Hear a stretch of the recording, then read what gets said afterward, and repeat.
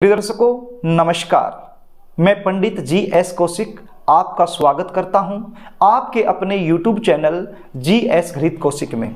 जितने भी मेरे पुराने दर्शक हैं वो भली भांति जानते हैं इस चैनल के माध्यम से मैं विवाह से रिलेटेड नई नई जानकारियां लेकर आपके सामने उपस्थित रहता हूं। आज मैं आपको बताने वाला हूं आंवला एकादशी के दिन जल्दी शादी कराने वाला एक रामबाण उपाय।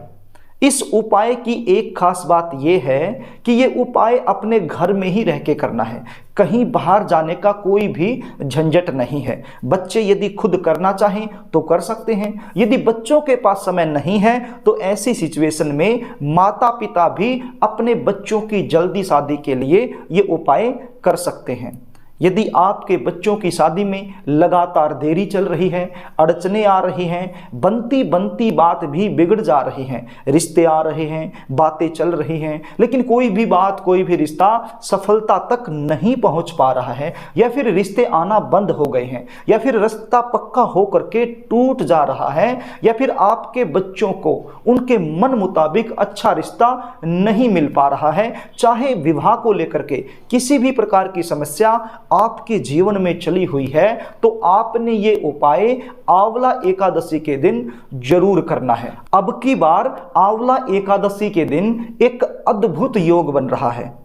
16 फरवरी 2023 गुरुवार के दिन आंवला एकादशी मनाई जाएगी।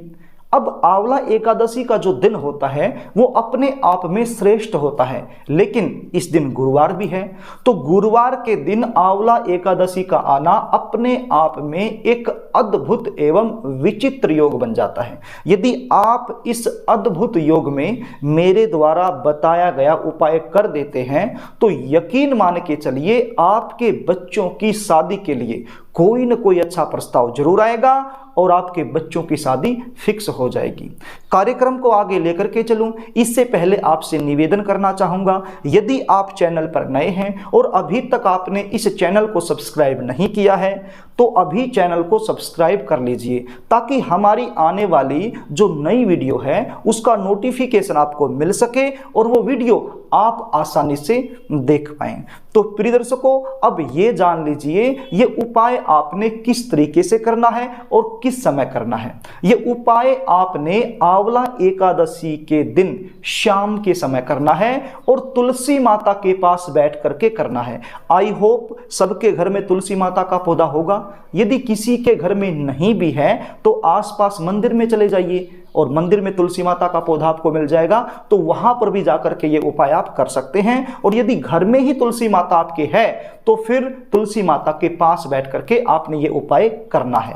आंवला एकादशी के दिन शाम के समय आपने स्नान आदि से निवृत्त होकर के साफ सुथरे धुले हुए कपड़े पहन लेने हैं। उसके बाद आपने एक आंवले का फल लेना है। आंवले का फल तो आप समझते ही हैं, तो एक आंवले का फल आप ले लीजिए और इस आंवले के फल का एक दीपक आपने बनाना है। ये दीपक आपने कैसे बनाना है ये सब मैं प्रैक्टिकल करके आपको दिखाऊंगा, ताकि आप ये दीपक अच्छे से बना सकें और ये उपाय अच्छे से आप कर सकें। तो आप देख लीजिए किस प्रकार से आपने आंवले का दीपक तैयार करना है।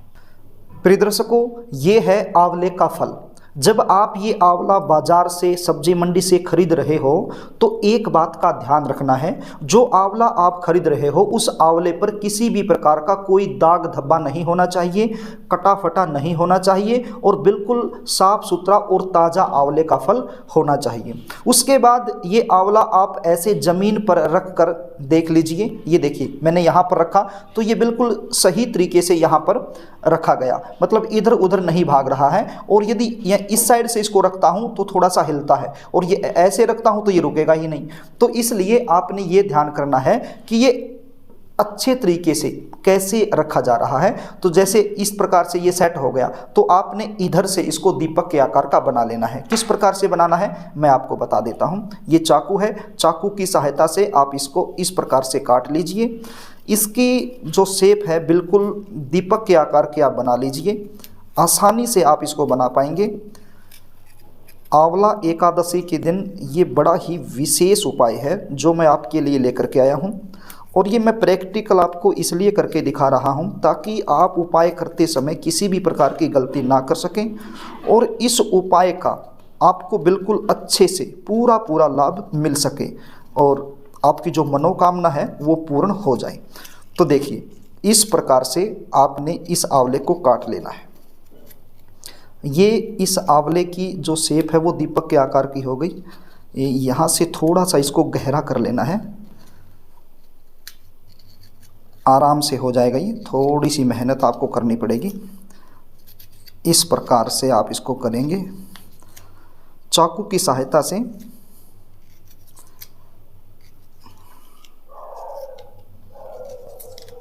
इस प्रकार से आप इसको तैयार करेंगे। अब ये देखिए, नीचे एक बीज आ रहा है, इस बीज को नहीं निकालना है, इस बीज को ऐसे ही रहने देना है और इस प्रकार से इसको तैयार कर लेना है।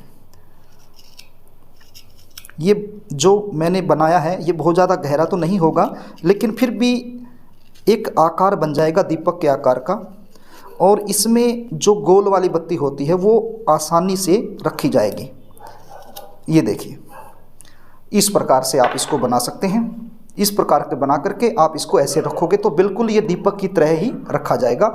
और ये जो जगह मैंने बना दी, यहाँ पर जो गोल वाली बत्ती है वो आपने रख देनी है। बिल्कुल ये सही तरीके से एक दीपक के आकार का बन गया आंवले का फल। ये हो गया आपके पास आंवले का एक ऐसा फल जिसको आपने दीपक का आकार दे दिया है। अब आपने एक कटोरी लेनी है, उस कटोरी में थोड़ा सा शुद्ध देसी घी आपने डाल लेना है। उसके बाद एक बत्ती लेनी है, गोल वाली बत्ती आपने यहाँ पर लेनी है। एक तो लंबी बत्ती होती है, एक होती है गोल वाली बत्ती। तो गोल वाली बत्ती का ही प्रयोग आपने करना है। कटोरी में जो शुद्ध देसी घी आपने डाल रखा है, उस शुद्ध देसी घी में एक गोल वाली बत्ती अच्छे से भिगो लीजिए।